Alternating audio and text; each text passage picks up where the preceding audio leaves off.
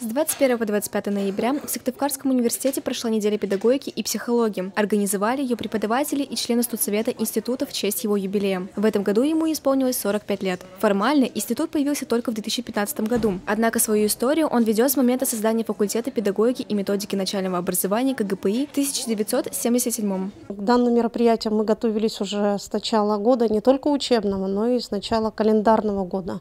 Несколько раз обсуждали и с заведующими, и с преподавателями, и со студентами. Каждая вот эта категория представляла свои материалы, а в конце были уже выбраны самые лучшие. К празднованию подготовили выставки творческих работ студентов, выпускников и преподавателей института. В течение недели можно было посмотреть 4 экспозиции: этносолянка, галерея поздравлений, Институт педагогики и психологии «Вчера, сегодня, завтра» и вернисаж, на котором организаторы представили кукол разных периодов. Промысловый календарь. Здесь с помощью пазлов можно собрать все административно-территориальные единицы Республики Коми. Всю неделю на базе института проходили различные лекции и мастер-классы. Так, например, тренинг для будущих учителей младших классов провела почетный ветеран факультета педагогики и методики начального образования Старцева Ольга Александровна. Преподаватель с 43-летним стажем работы рассказала, как найти подход к детям, мотивировать их и заинтересовать обучением. Меняется время, меняются студенты, но что нравится в этих студентах современных, тем, что они открыты, раскрепощенные. Они умеют, скажем так, высказать свое мнение открыто. Вот это мне в них нравится. Также в рамках недели педагогики и психологии состоялась Всероссийская конференция «Инновационные процессы развития образования». Свои доклады представили аспиранты, преподаватели профессионального образования, педагогические, руководящие и иные работники образовательных организаций. Темы варьировались от цифровых технологий образования до этнопроектов. В ходе своего исследования и доклада я рассказала о представлениях студентов, как они видят образ идеального педагога, и перечислила 4 показателя. Причем почему-то заинтересовал слушателей последний из 4 показателей – это внешний вид.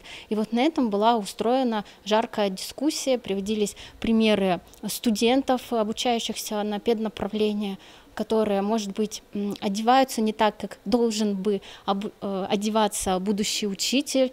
Привели в пример татуировки, туннели в ушах, пирсинг, ну и так далее. Кроме того, члены студсовета возродили давнюю традицию института – День самоуправления. Студенты временно заменили директора и его заместителя, заведующих кафедр, сотрудников учебно-методического центра. Хотя ребята в скором времени сами станут преподавателями, они отметили, что роль педагога оказалась нелегка.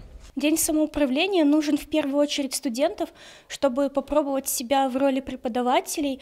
Это идет как своеобразная педагогическая практика, плюс это интересно попробовать себя в роли педагога университета. Неделя педагогики и психологии завершилась праздничным концертом. Присутствующих поздравили директор института Светлана Терентьева и проректор по учебной работе университета Михаил Китай-Городский. Также зрители порадовали выступления второклашек 36-й школы и коллективов Центра художественного творчества СГУ имени Петерима Сорокина.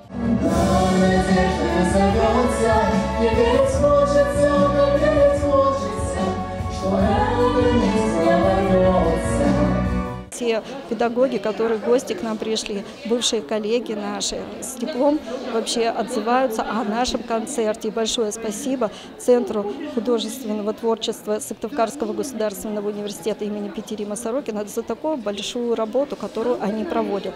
И наш концерт поистине стал очень таким замечательным. Как здорово, что все мы здесь сегодня собрались. Именно на этих словах закончилось торжество. Софья Мальцева, Валерия Голубева, Олег Хохлов, учебное телевидение СГУ.